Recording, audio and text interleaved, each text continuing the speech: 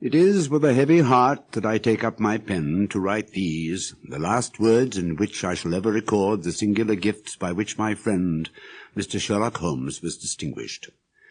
In an incoherent, and, as I deeply feel, an entirely inadequate fashion, I have endeavoured to give some account of my strange experiences in his company.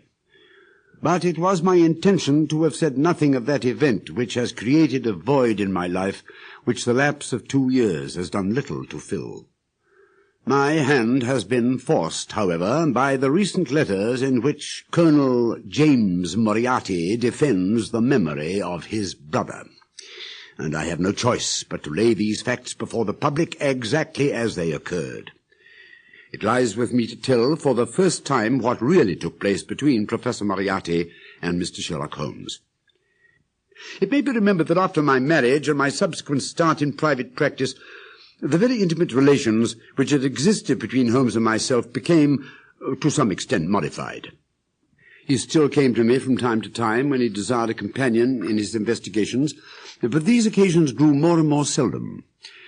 It was with some surprise, therefore, that I saw him walk into my consulting room upon the evening of April the 24th. It struck me that he was looking even paler and thinner than usual. "Yes, I've been using myself up rather too freely," he remarked, in answer to my look rather than my words. "I have been a little pressed of late." Holmes edged his way round the wall, and flinging the shutters together, he bolted them securely. "You're afraid of something?" I asked. "Well, I am." "Of what?" "Of air guns." "My dear Holmes, what do you mean?" "I think that you know me well enough, Watson, to understand that I am by no means a nervous man. At the same time, it is stupidity rather than courage to refuse to recognize danger when it is close upon you." "I must apologize for calling so late," said he, "and I must further beg you to be so unconventional as to allow me to leave your house presently by scrambling over your back garden wall." "But what does it all mean?" I asked. He held out his hand, and I saw in the light of the lamp that 2 of his knuckles were burst and bleeding. "It's not an airy nothing, you see," said he, smiling. "On the contrary, it is solid enough for a man to break his hand over. Is Mrs. Watson in?" "She's away upon a visit." "Indeed. You're alone?" "Quite." "Then it makes it easier for me to propose that you come away with me for a week to the Continent." "Where?" "Oh, anywhere. It's all the same to me." There was something very strange in all this. It was not Holmes' nature to take an aimless holiday, and something about his pale, worn face told me that his nerves were at their highest tension. He saw the question in my eyes, and putting his fingertips together and his elbows upon his knees, he explained the situation. "You have probably never heard of Professor Moriarty," said he. "Never. Aye, there's the genius and the wonder of the thing," he cried. "The man pervades London, and no one has heard of him. I tell you, Watson, in all seriousness, that if I could beat that man, if I could free society of him, I should feel that my own career had reached its summit, and I should be prepared to turn to some more placid line of life. But I could not rest, Watson. I could not sit quiet in my chair if I thought that such a man as Professor Moriarty were walking the streets of London unchallenged." "What has he done, then?" "His career has been an extraordinary one. He's a man of good birth and excellent education, endowed by nature with a phenomenal mathematical faculty. At the age of 21 he wrote a treatise upon the binomial theorem, which has had a European vogue. On the strength of it he won the mathematical chair at one of our smaller universities, and had, to all appearances, a most brilliant career before him. But the man had hereditary tendencies of the most diabolical kind. A criminal strain ran in his blood, which, instead of being modified, was increased and rendered infinitely more dangerous by his extraordinary mental powers. As you are aware, Watson, there is no one who knows the higher criminal world of London so well as I do. For years past I have continually been conscious of some power behind the malefactor, some deep organizing power which forever stands in the way of the law and throws its shield over the wrongdoer. For years I have endeavored to break through the veil which shrouded it, and at last the time came when I seized my thread and followed it until it led me, after 1,000 cunning windings, to ex-Professor Moriarty of mathematical celebrity. He is the Napoleon of crime, Watson. He is the organizer of half that is evil and nearly all that is undetected in this great city. He is a genius, a philosopher, an abstract thinker. He sits motionless like a spider in the center of its web. But that web has 1,000 radiations, and he knows well every quiver of each of them. He does little himself. He only plans. Is there a crime to be done, a paper to be abstracted, a house to be rifled, a man to be removed? The word is passed to the professor, the matter is organized and carried out. The agent may be caught, but the central power which uses the agent is never caught, never so much as suspected. This was the organization which I deduced, Watson, but do what I would, it seemed impossible to get evidence which would convict in a court of law. You know my powers, my dear Watson, and yet at the end of 3 months I was forced to confess that I had at last met an antagonist who was my intellectual equal. My horror at his crimes was lost in my admiration at his skill. But at last he made a trip. Only a little trip. But it was more than he could afford when I was so close upon him. I had my chance, and starting from that point, I have woven my net round him until now it is all ready to close. In 3 days, that is to say, on Monday next, matters will be ripe, and the professor, with all the principal members of his gang, will be in the hands of the police. Now, if I could have done this without the knowledge of Professor Moriarty, all would have been well. But he was too wily for that. He saw every step which I took to draw my toils round him. Again and again he strove to break away, but I as often headed him off. Never have I risen to such a height, and never have I been so hard pressed by an opponent. This morning the last steps were taken, and 3 days only were wanted to complete the business.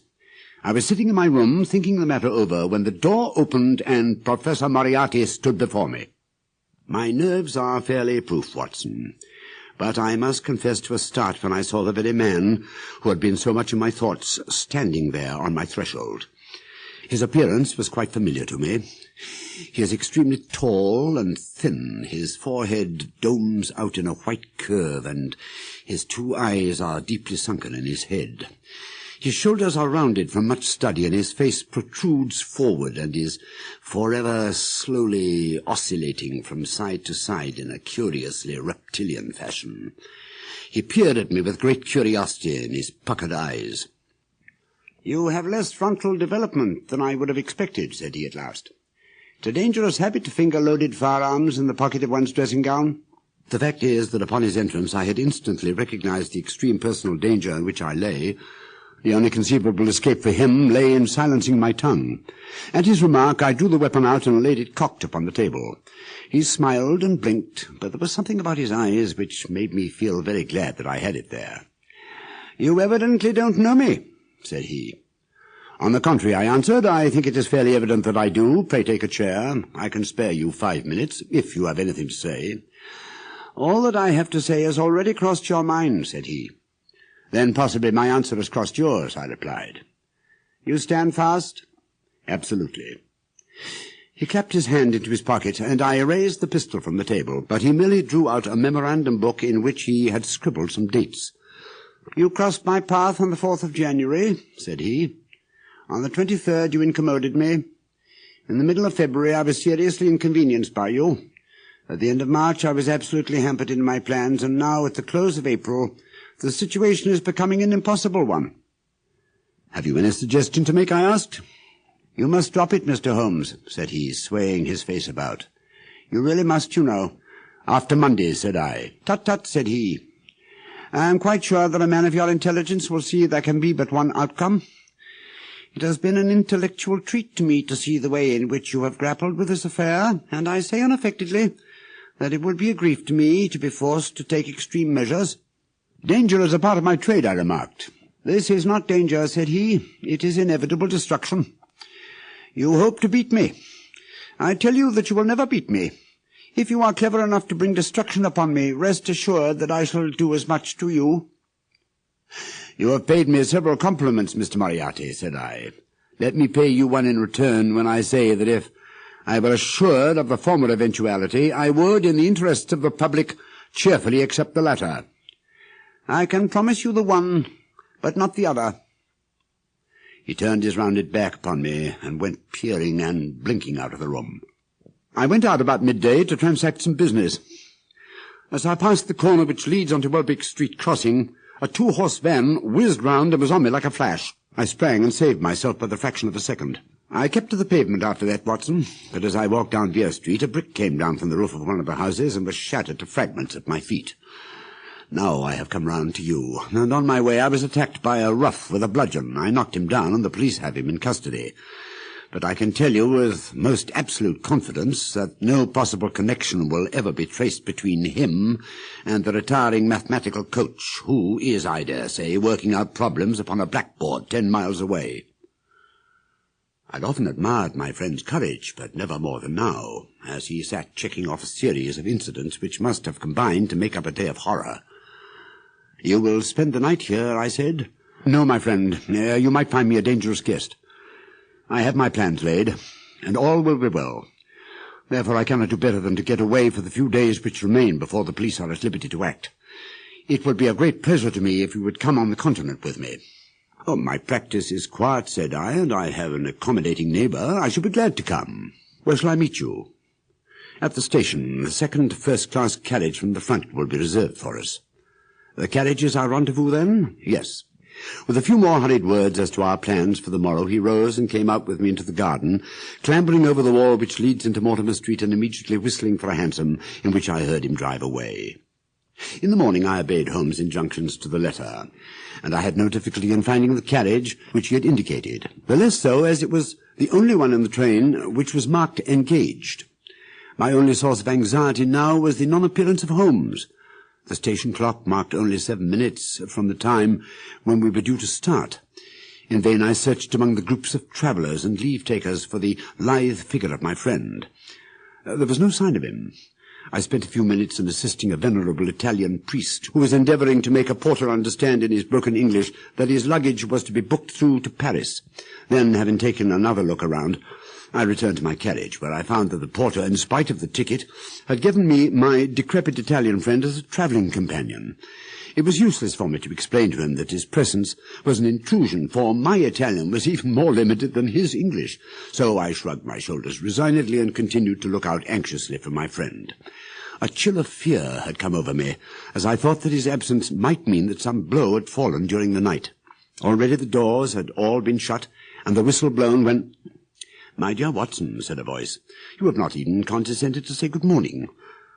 I turned in uncontrollable astonishment. The aged ecclesiastic had turned his face towards me. For an instant the wrinkles were smoothed away, the nose drew away from the chin, the lower lip ceased to protrude, and the mouth to mumble. The dull eyes regained their fire, the drooping figure expanded. The next, the whole frame collapsed again, and Holmes was gone as quickly as he had come. "Good heavens," I cried, "how you startled me." "Every precaution is still necessary," he whispered. "I have every reason to think that they are hot upon our trail. Ah, there is Moriarty himself."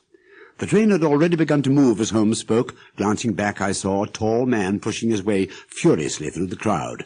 It was too late, however, for we were rapidly gathering momentum, and an instant later had shot clear of the station. "With all our precautions, you see that we have cut it rather fine," said Holmes, laughing. He rose, and throwing off the black cassock and hat which had formed his disguise, he packed them away in a handbag. "But we must plan what we are to do about Moriarty now." "As this is an express," I said, "and as the boat runs in connection with it, I should think that we have shaken him off very effectively." "My dear Watson, you evidently did not realize my meaning when I said that this man may be taken as being quite on the same intellectual plane as myself. What will he do?" "What I should do." "What would you do, then?" "Engage a special." "But it must be late." "By no means. This train stops at Canterbury, and there is always at least a quarter of an hour's delay at the boat. He will catch us there." "One would think that we were the criminals." "Let's have him arrested on his arrival. It would be to ruin the work of 3 months. We should get the big fish, but the smaller would dart right and left out of the net. On Monday we should have them all. No, an arrest is inadmissible." "What then?" "We shall get out of Canterbury." "Why, and then?" "Well, then we must make a cross-country journey to Newhaven, and so over to Dieppe." At Canterbury, therefore, we alighted, and I was still looking rather ruefully after the rapidly disappearing luggage van which contained my wardrobe, when Holmes pulled my sleeve and pointed up the line. "All ready, you see," said he. Far away from among the Kentish woods there rose a thin spray of smoke. A minute later a carriage and engine could be seen flying along the open curve which leads to the station. We had hardly time to take our places behind a pile of luggage when it passed with a rattle and a roar, beating a blast of hot air into our faces. "There he goes," said Holmes. "There are limits, you see, to our friend's intelligence. It would have been a coup de maître had he deduced what I would deduce, and acted accordingly." We made our way to Brussels that night, and spent 2 days there, moving on upon the third day as far as Strasbourg. On the Monday morning, Holmes had telegraphed to the London police, and in the evening we found a reply waiting for us at our hotel. Holmes tore it open, and then, with a bitter curse, hurled it to the ground. "I might have known it," he groaned. "He has escaped. Moriarty? They have secured the whole gang with the exception of him. He has given them the slip. Of course, when I had left the country there was no one to cope with him. But I did think that I put the game in their hands. I think that you had better return to England, Watson." "Why?" "Because you will find me a dangerous companion now. This man's occupation is gone. He is lost if he returns to London. If I read his character right, he will devote his whole energies to avenging himself upon me. I should certainly recommend you to return to your practice." We sat in the Strasbourg salle à manger, arguing the question for half an hour, but the same night we had resumed our journey and were well on our way to Geneva.